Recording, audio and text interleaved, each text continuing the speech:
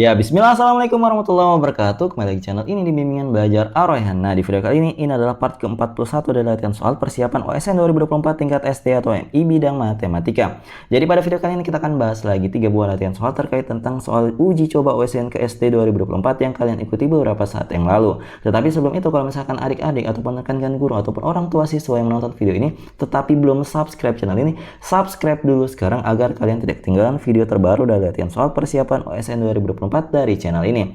Kalau misalkan sudah, jangan lupa untuk bergabung minimal juara OSN tingkat sekolah agar kalian bisa mengakses secara lengkap pembahasan simulasi atau uji coba OSN KSD 2024 yang kalian ikuti tersebut ya. Oke, kita mulai saja pembahasan pada video kali ini dari soal nomor 123. Yuk kita baca dulu soal yang bersama-sama. Andika ditugaskan untuk melengkapi huruf-huruf pada petak 3x4 berikut ini. Dalam satu baris, satu kolom, dan satu diagonal yang sama tidak boleh diletakkan huruf yang sama. Minimum banyaknya huruf yang berbeda yang dapat diletakkan pada petak tersebut adalah titik-titik huruf. Nah, untuk menyelesaikan soal ini, di sini Mimin sudah berikan kotaknya ini jauh lebih besar agar nanti kita mau menulis huruf apa saja yang bisa diletakkan agar nanti minimal hurufnya itu terpenuhi. Nah, di sini kita misalkan huruf-huruf yang kita ingin letakkan itu mulai dari huruf A dan seterusnya. Jadi kita mulai dari berurutan sesuai abjad dari alfabet A sampai Z. Kita mulai dari huruf A terlebih dahulu. Nah, kan di sini syaratnya itu baris, kolom, dan juga diagonal itu tidak boleh memuat unsur huruf yang sama. Maka di sini kita mau letakkan A yang awal itu di bagian sini. Nah, karena di sini diminta minimal huruf yang diletakkan pada ukuran petak 3x4 ini, maka kita mau letakkan huruf A ini sebanyak mungkin dalam petak ini agar nantinya huruf yang bisa diletakkan di sini itu semakin berkurang. Nah, huruf A kedua yang bisa kita letakkan itu boleh kita taruh di bagian ini. Baris ketiga kolom 2 yang ini bagian sini ya. Nah, kemudian huruf A berikutnya itu bisa kita letakkan juga di daerah sini A. Nah, dia tidak bisa sebaris, sekolom, dan juga sediagonal. Maka peletakan A yang mungkin itu adalah seperti ini. Nah, kita lanjut ke huruf alfabet kedua, huruf B ya. Huruf B ini kalau misalkan kita mau menuliskan huruf B ini, kita taruh dulu di samping-sampingnya A yang pertama yang kita letakkan di sini. Kita mulai dari B-nya di sini. Nah, karena dia tidak boleh sebaris, sediagonal, dan juga sekolom, maka di sini kita letakkan B yang kedua itu di bagian sini. Jadi tidak kena dengan B yang pertama ya. Maka B yang berikutnya itu tidak boleh diletakkan sebaris, sediagonal, dan juga sekolom dengan B yang kita letakkan kedua. Maka B yang berikutnya itu bisa kita letakkan di pojok kanan bawah karena dia tidak kena dengan huruf B yang lainnya.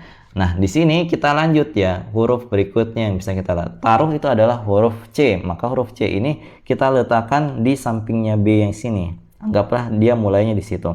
Nah, kalau misalkan kita letakkan C-nya yang berikutnya di sini, C berikutnya lagi itu bisa kita letakkan juga di antara huruf A dan B yang berada di sini. Nah, kenapa? Karena di sini kita tidak kena diagonalnya yang C yang pertama dan juga tidak sebaris dan sekolom dengan C yang pertama.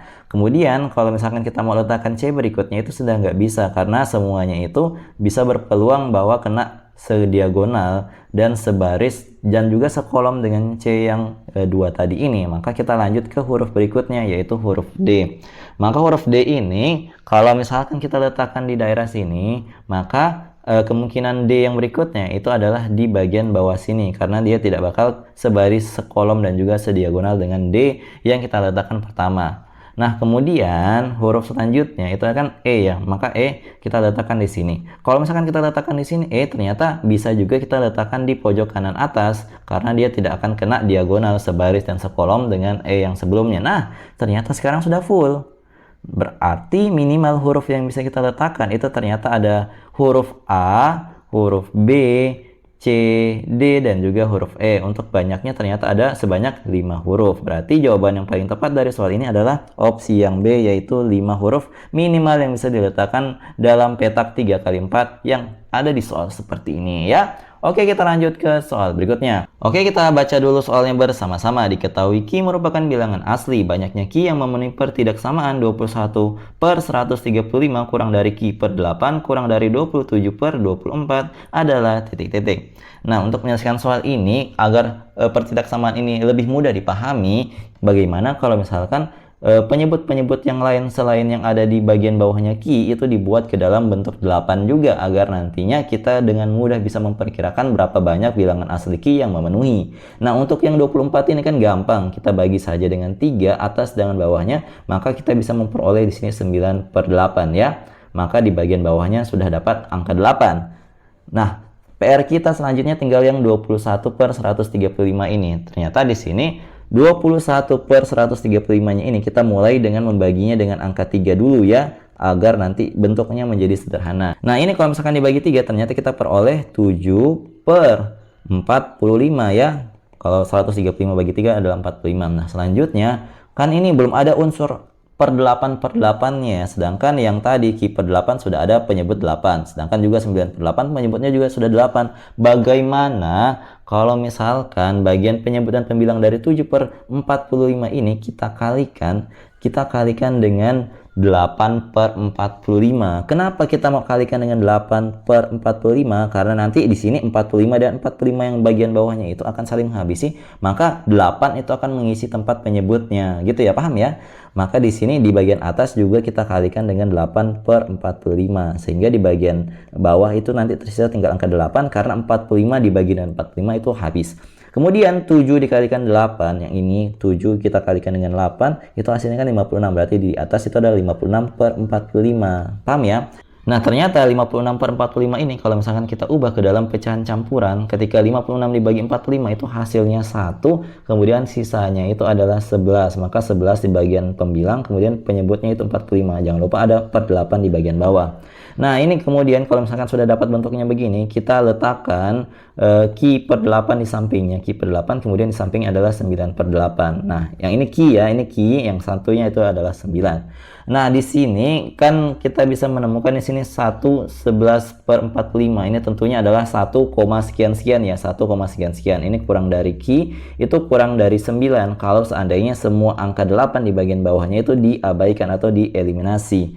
Nah, di sini kan kita diminta untuk menemukan ki yang merupakan bilangan asli, sedangkan ki itu lebih besar dari 1, sekian-sekian dan kurang dari 9. Maka nilai ki yang memenuhi itu pasti mulai dari 2, 3, 4, 5, 6, 7, dan 8. Apakah 9 itu masuk? Tentu tidak, karena tidak ada tanda sama dengan di sini. Berarti yang memenuhi hanyalah 2, 3, 4, 5, 6, 7, 8. Banyaknya ini ada berapa? Coba kita hitung bersama. Ini kan 1, 2, 3, 4, 5, 6, 7. Nah, ternyata ada 7 nilai ki yang memenuhi. Sehingga jawaban yang tepat dari soal ini adalah opsi yang A, yaitu sebanyak 7 nilai ki bilangan asli yang memenuhi. Seperti itu, semoga kalian paham ya. Kalau misalkan kalian belum paham, jangan malu-malu untuk komentar di bawah. Oke, kita lanjut ke soal berikutnya. Tetapi sebelum itu, kalau misalkan kalian lagi nyari buku persiapan OSN 2024 yang terbaik dan kalian pengen memilikinya secepat mungkin untuk dipelajari sebelum hari H pelaksanaan OSNK 2024 tingkat SD Matematika, maka kalian bisa membeli buku yang berwarna merah ini. Jadi ini merupakan buku pembahasan OSN tingkat SD Matematika dari tahun 2003 sampai dengan 2023, lengkap di dalamnya. Pembahasan itu mudah dipahami dan juga harganya itu terjangkau. Jadi harganya itu Rp99.000, itu harganya itu sangat murah dibanding ilmu yang bisa kalian peroleh dari buku yang satu ini. Kalian bisa berpeluang untuk menjadi juara, dan juga kalian bisa mempelajari soal simulasi yang kalian ikuti kemarin. Itu pembahasannya nomor 1 sampai 30 dibahas lengkap di buku yang satu ini. Kalau misalnya kalian tertarik untuk membeli e-book yang satu ini, bisa hubungi Mimin di nomor WA 087860622162. Yuk miliki buku ini dan raihlah juara OSN tahun ini. Oke, kita lanjut ke soal berikutnya. Yuk kita baca dulu soalnya bersama-sama.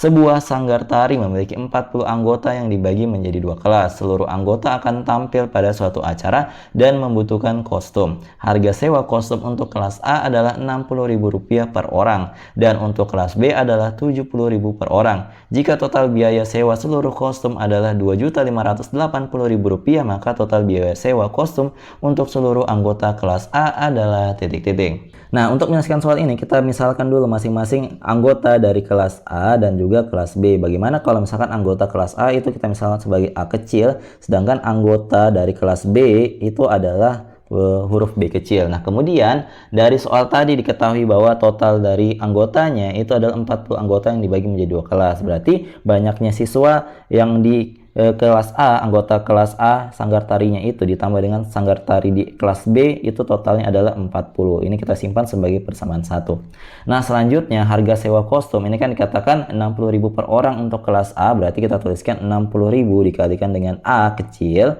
ditambahkan dengan biaya kostum di kelas B itu adalah 70.000, berarti 70.000 dikalikan dengan B itu sama dengan totalnya adalah 2.580.000, berarti sini kita tuliskan 2.580.000. Nah, agar persamaan kedua ini menjadi jauh lebih sederhana, bagaimana kalau misalkan kita bagi dengan 10.000 dulu agar dia menjadi bentuk yang jauh sederhana. Nah, di sini kalau misalkan kita bagi dengan 10.000, kita peroleh 6A ditambah dengan 7B itu sama dengan 258. Jadi inilah persamaan dua yang baru yang nanti akan kita gunakan dengan persamaan 1. Nanti kita akan memperoleh masing-masing nilai A dan B menggunakan metode eliminasi dan juga substitusi. Nah, selanjutnya di persamaan pertama, bagaimana kalau misalkan kita kalikan dengan 6 nanti agar kita bisa mengeliminasi variabel A dari kedua persamaan ini. Jadi kita akan kalikan dengan 6, maka di sini kita peroleh 6A, kemudian ditambah dengan 6B itu sama dengan 40 kali 6 dapatnya adalah 240. Jadi kalau misalkan kalian perhatikan di persamaan kedua